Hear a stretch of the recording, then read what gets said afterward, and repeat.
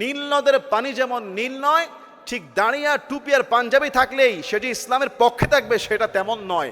আপনার উপরে একটা ভিতরে আরেকটা, এই ধরনের নিফাকি হলো ইসলামের সবচেয়ে বড় ক্ষতি। আল্লাহ তাদের পথে তুমি আমাদেরকে নিও না যাদেরকে পথভ্রষ্ট করেছো, যাদেরকে প্রতি তুমি লানত রাগান্বিত। যে এই পার্লামেন্ট জনগণের টাকায় চলে, সেখানে প্রতি মিনিটে কোটি কোটি টাকা খরচ হয়, সেখানে ইসলামকে কটাক্ষ করে, ইসলামকে অবাঞ্ছিত করে কথা বলার জন্য আমাদের দেশের পার্লামেন্ট নয়, তাকে প্রকাশ্যে মাফ চাইতে হবে। এটাই আমার আলেম ওলামাদের। পার্লামেন্টে নারীদের বোরকার হিজাব নিয়ে একজন সদস্যের কটাক্ষে পুরা পার্লামেন্টে তুমুল গন্ডগোল শুরু হয়ে গিয়েছে।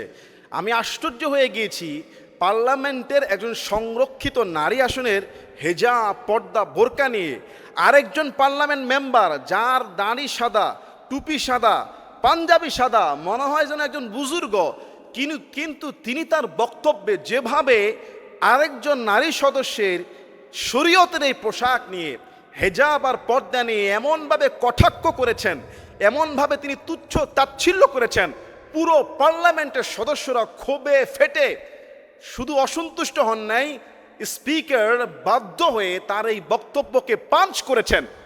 তার এই বক্তব্যকে তিনি অবাঞ্ছিত ঘোষণা করেছেন যে একজন মুসলিম তার পোশাক আশাক, যেই পোশাকের বিধান দিয়েছেন স্বয়ং আল্লাহ তাআলা, যেই হেজাব পর্দার বিধান দিয়েছেন স্বয়ং রাসূল সাল্লাল্লাহু আলাইহি ওয়াসাল্লামের সুন্নাহ এবং আদর্শ, একজন মুসলমান দাড়ি টুপি নিয়ে এত বাজে মন্তব্য কিভাবে করতে পারে আমার মাথায় আসে না। উনি টিটকারি করেছেন, যিনি বক্তব্য দিল তাকে তো চিনলাম না, তিনি কে, তাকে দেখা যায় না। আরে ভাই, এই বুড়ো বয়সে আপনার তাকে দেখার এত শখ জেগে গিয়েছে, এই জন্য আরেকজন পার্লামেন্টের এরকম অনেকে আমরা বক্তব্য দিয়েছে, এটা তীব্র প্রতিবাদ জানিয়েছে। দেখেন, নীল নদের পানি যেমন নীল নয়, ঠিক দাঁড়িয়ে টুপি আর পাঞ্জাবি থাকলেই সেটি ইসলামের পক্ষে থাকবে সেটা তেমন নয়।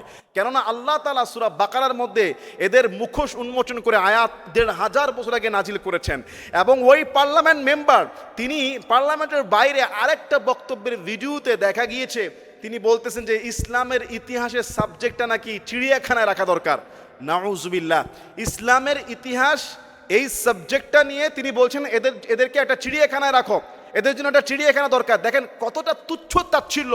শোনা যাচ্ছে তিনি ছিলেন একজন বাম রাজনীতিবিদ, বাম সেকুলার থেকে এখন এসেছে, তিনি দল পরিবর্তন করেছে। তার ভিতরে কতটা ইসলামের প্রতি ঘৃণা আর বিদ্বেষ। আল্লাহ তাআলা এদের সম্পর্কে সূরা বাকারার ১ নম্বর পারা ২ নম্বর পৃষ্ঠায় কি বলেছেন জানেন?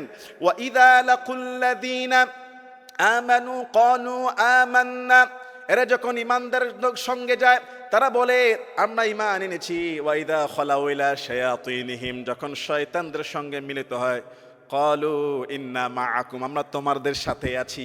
মানে একই ব্যক্তি, দুই রকমের আচরণ। এরা মোমেনদেরকে ধোঁকা দিতে চায়, এটা হলো নিফাকি, মুনাফিকি।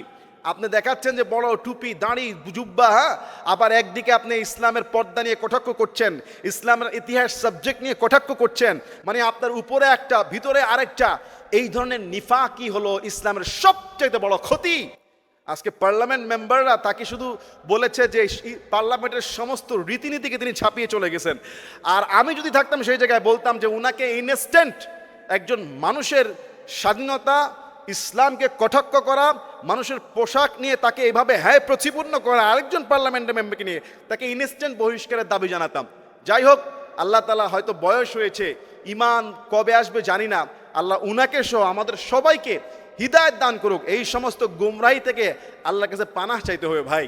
এজন্য নামাজের ভিতরে শেষ যে আয়াতটা সূরা ফাতিহা, গায়রিল মাগদুবি আলাইহিম ওয়ালাদ-দাল্লিন, আল্লাহ তাদের পথে তুমি আমাদেরকে নিও না যাদেরকে পথভ্রষ্ট করেছো, যাদেরকে প্রতি তুমি লানত রাগান্বিত। আল্লাহ যেন আমাদের সবাইকে হেদায়েত দান করে। এবং উনাকে প্রকাশ্য তওবা করতে হবে।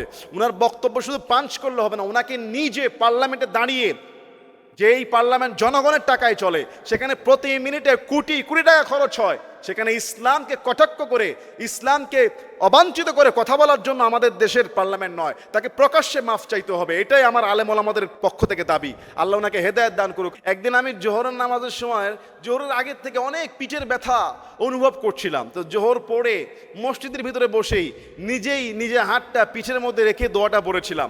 শরীরে যদি আপনার কোথাও ব্যথা অনুভব হয়, আপনি সেই ব্যথার স্থানে হাত রেখে একটি দোয়া পড়ুন, সঙ্গে সঙ্গে না হোক কিছুক্ষণের মধ্যে আপনার ব্যথা ভালো হয়ে যাবে ইনশাআল্লাহ। এটা নিজের পরীক্ষা শুধু আমি না, আমি যাদেরকে শিখিয়ে দিয়েছি তারাও পর্যন্ত এই পরীক্ষায় ফল পেয়েছে, এবং অনেক মুসল্লি অনেক ভক্তদেরকে আমি অনেক সময় এই দোয়া পড়ে ঝাড়ফুঁক করেছি, তারাও সুস্থ হয়ে গিয়েছে। সুবহানাল্লাহ।